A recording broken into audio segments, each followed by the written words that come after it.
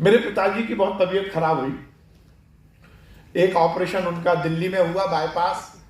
वो 96 की बात है, उस समय बाईपास बहुत डिफिकल्ट होता था। अनफॉर्चुनेटली वो 6 महीने में फेल हो गया और दूसरी बार उनको डॉक्टर ने कहा कि फिर से बाईपास कराना होगा। तो वो अमेरिका उनको लेके गए। अमेरिका में डॉक्टर डेंटन कुली, जिन्होंने बाईपास की शुरुआत की थी ह्यूस्टन में, उन्हीं के पास उनको लेके गए। जब उनको लेके गए तो मैं यहीं था, मेरे भाई और मेरी माताजी साथ में गए थे। मैं बहुत परेशान था पिताजी की तबीयत को लेकर। मेरे एक परिचित हैं, वो मुझे किसी गुरुजी के पास लेके गए। वो गुरुजी बड़ौदा में रहते थे। उन गुरुजी का एक सिद्धांत था कि वो रात भर जिसकी भी जो भी मनोकामना है उसके लिए पूजा करते थे। बस एक काम वो ये जरूर बोलते थे कि भाई मैं कमरे के अंदर आपके लिए प्रार्थना करूंगा भगवान से, आप कमरे के बाहर बैठकर आपका जो इष्ट हो उसके लिए आप भी प्रार्थना करिए, मैं भी जगूंगा, आप भी जगिए, तो ये ज्यादा तेज गति से उसका कुछ फायदा मिलेगा। तो हम उनके पास बीच में जाते थे, क्योंकि 1.5-2 महीने पिताजी रहे तो हर सैटरडे को हम लोग बड़ौदा जाते थे। एक बार मेरे साथ एक बिलासपुर के नेता हैं, वो भी गए। तो बिलासपुर के नेता जब गए तो हम लोगों ने वो फ्लैट में रहते थे, उनकी छत पर छोटी छोटी सी दरी बिछा लेते थे। 200-400 लोग रहते थे, तो बहुत भीड़ रहती थी। अपनी अपनी दरी बिछा के बैठ जाते थे। जो जिसको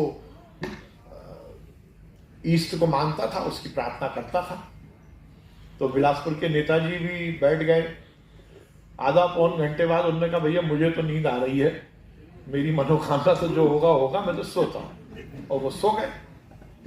अगले दिन सुबह जब हम गुरुजी से मिले, वो स्नान करने के बाद उनके साथ ही वहीं पर रुकते थे, वहीं वो भोजन कराते थे। तो बिलासपुर के नेताजी ने एकदम उनसे बोला कि गुरुजी बहुत अच्छा लगा, पर रात में एक बात बताइए, मुझे कुछ ऐसा लगा कि कोई एक दरवाजा जब बंद था तो कोई एकदम से अंदर गया। तो गुरुजी एकदम बोले, अरे आपको दर्शन हो गए? ये मैं बहुत रियल स्टोरी बता रहा हूं। उन्होंने कहा, अच्छा आपको दर्शन हो गए क्या? तो कोई शक्ति थी। तो जैसे ही ये बात बोली तो गुरुजी ने उनसे बोला नेताजी के कि भैया आप छुपा रहे हो, आप भी कुछ जानते हो? नहीं गुरुजी, मैं कुछ नहीं जानता, मैं तो थोड़ी बहुत कुंडली देख लेता हूं। तो जैसे ही ये बात बोली तो गुरुजी एकदम से अंदर कमरे में गए और अपनी कुंडली लेके आ गए।